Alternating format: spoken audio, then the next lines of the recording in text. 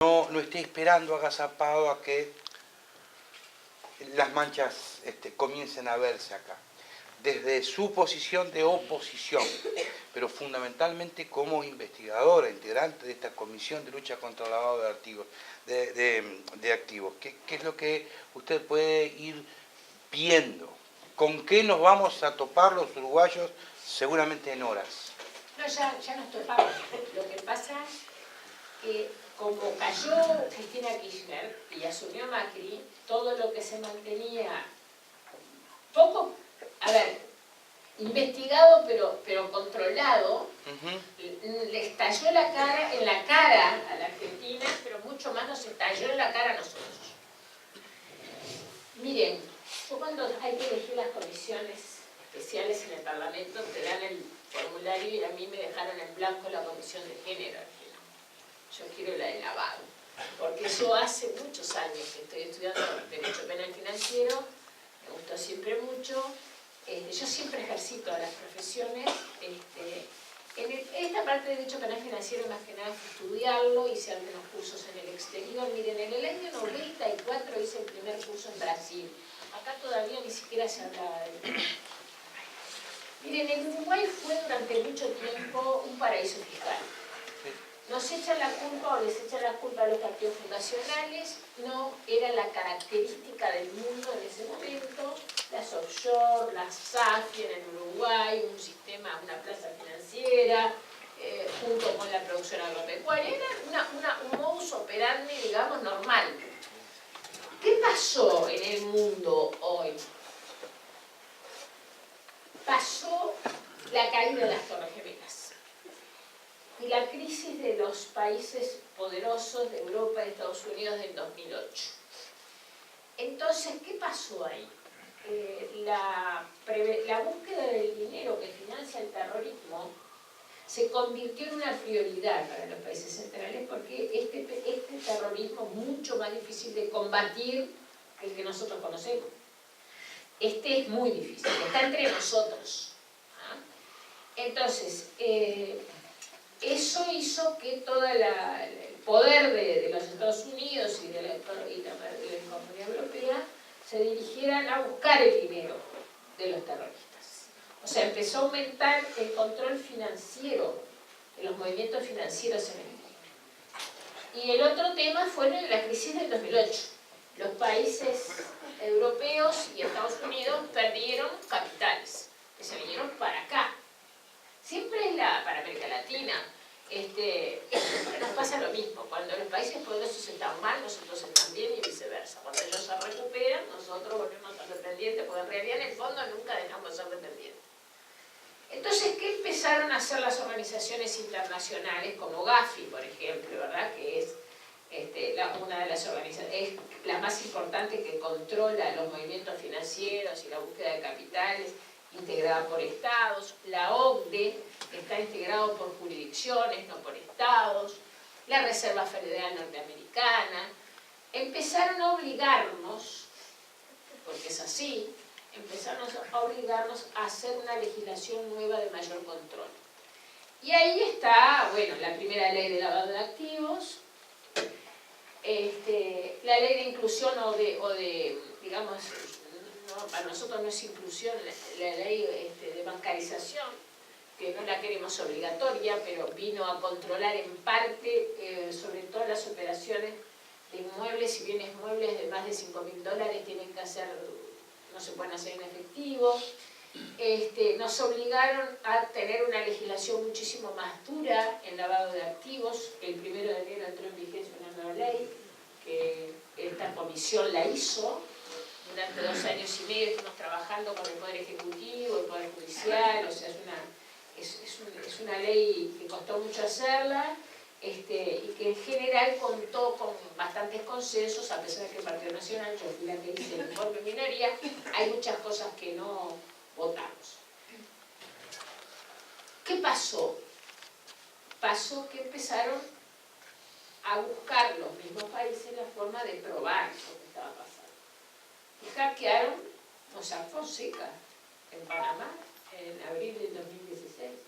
Hay personas especializadas en estos temas en cuanto a las consecuencias sobre la economía y sobre la vida del mundo, lo equiparan con la caída de las Torres Gemelas. Obviamente que la caída de las Torres Gemelas con las muertes es mucho más grave, pero ¿por qué eligieron a este estudio jurídico pandémico? Porque era muy serio, no era un estudio malo ni mafioso, era serio. E incluso tenía reportes de operación sospechosa sobre algunos uruguayos, por ejemplo. Entonces, ¿qué hicieron? Lo hackearon y le entregaron toda la documentación, son miles y miles y miles de correos electrónicos, de documentos de empresas. Entonces, a una corporación de periodistas independientes. Y ahí empezaron a saltar cosas que antes no saltaban. Entonces, todo lo que se robó en la Argentina, que las cifras ya a esta altura yo no las repito porque todos los días cambian, arrancamos en 10.000 millones de dólares y allá hay quienes hablan de 100.000 millones de dólares, que se llevaron puesto un Producto Bruto anual de la República Argentina. La plata venía en tránsito por acá, en tránsito. El destino era Liechtenstein, las Islas Caimán, Delaware, y pasaban por el sistema financiero uruguayo. Acá, con respecto a la ruta del dinero acá, que es lo que estalló, ¿no? Yo cuando me dicen, ¿cómo que vamos a empezar a investigar? Si la primera causa es desde el 2013. Los nombres que ahora están saltando lo conocíamos mucho. Yo trabajo con Graciela Ocaña, conjuntamente con Graciela Ocaña en Argentina. Graciela Ocaña hizo una ampliación de denuncia en el 2016 porque no se investigó. Por la amistad político-ideológica entre Mujica y el kirchnerismo. Usted ha dicho que durante el gobierno Mujica no se investigó nada acá. Acá hubo dos personas que investigaron mucho. La doctora Adriana de los Santos y la fiscal Camino, que fueron las que tuvieron desde el 2013 la causa de la denuncia que se hizo conjuntamente con Graciela Ocaña, que trajo toda la documentación de la Argentina. Tanto investigaron que cuando llevamos a hacer la ampliación con ella, con el fiscal, con Graciela, y yo, el expediente tenía 9 cuerpos, cada cuerpo tiene 200 hojas. Había mucha información, muchísima. Lo que pasa es que en la Argentina, con el kirchnerismo, no se les contestaba los oficios que acá se estaban investigando. Pero la justicia uruguaya siempre fue independiente, o lo fue hasta el nuevo Código Penal del Proceso. La justicia es independiente. Yo después tengo mi opinión sobre la fiscalía. ¿Qué pasó? Quedó quieta la causa.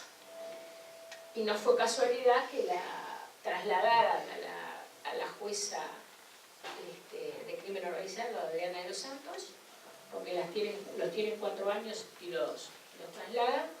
Y la fiscal Camino renunció. Yo no sé si ustedes se acuerdan que renunció unos días antes de la causa de Sendic.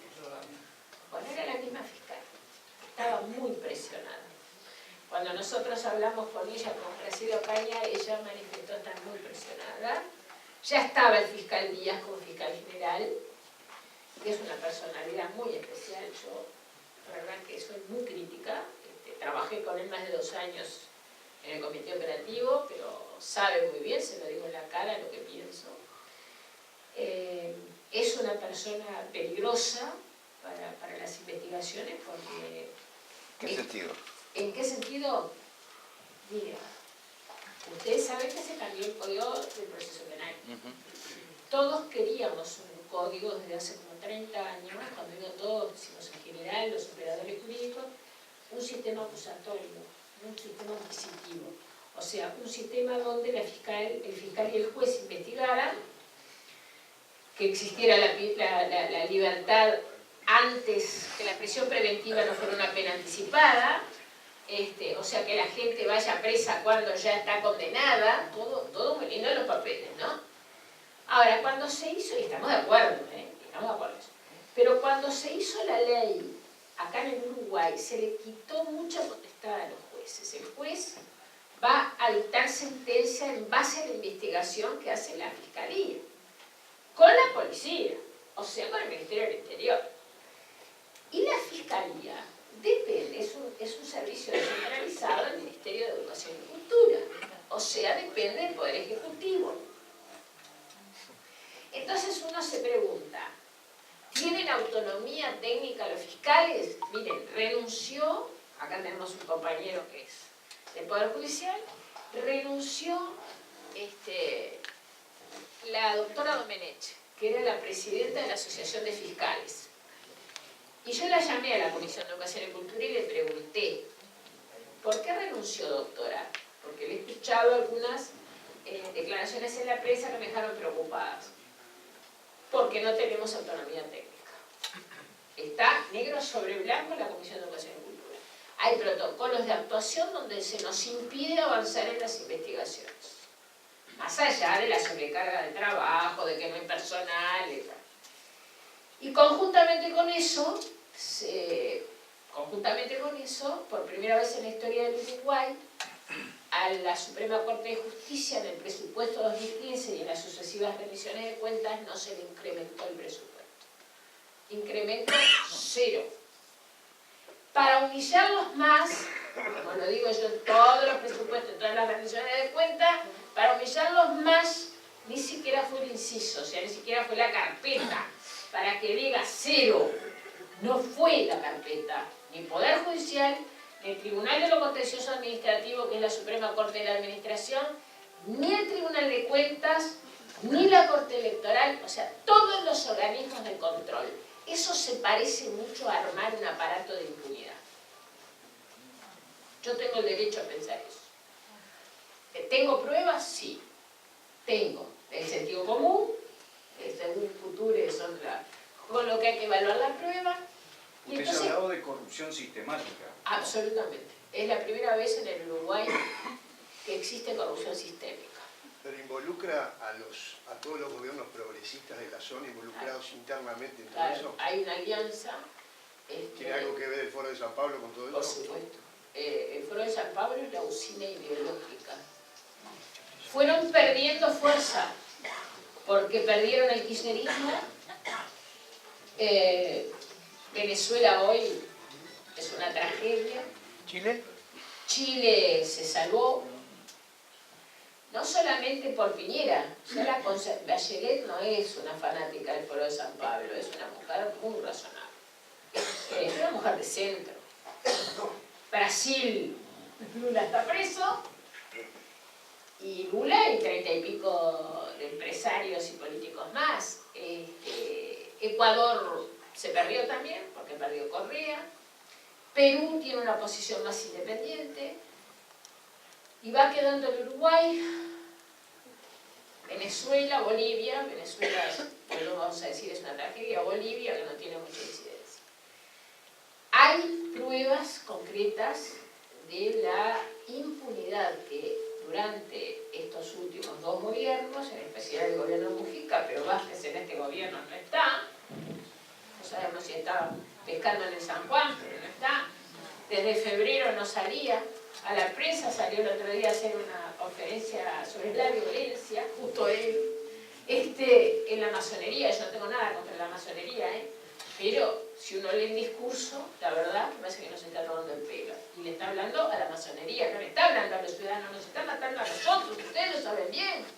Cómo están pasando en Salto la inseguridad, nos están tomando el pelo. Entonces, que no es una toma de pelo, también creo que es una política deliberada. Entonces, de abstenerse de darnos seguridad. En resumen, hay una protección, claramente. Ahora, ¿qué le pasa al gobierno uruguayo? Les explotó en la cara todo esto. Y ahora queda en evidencia que hubo protección. Miren, ¿por qué no se siguió investigando desde el 2016 a la fecha?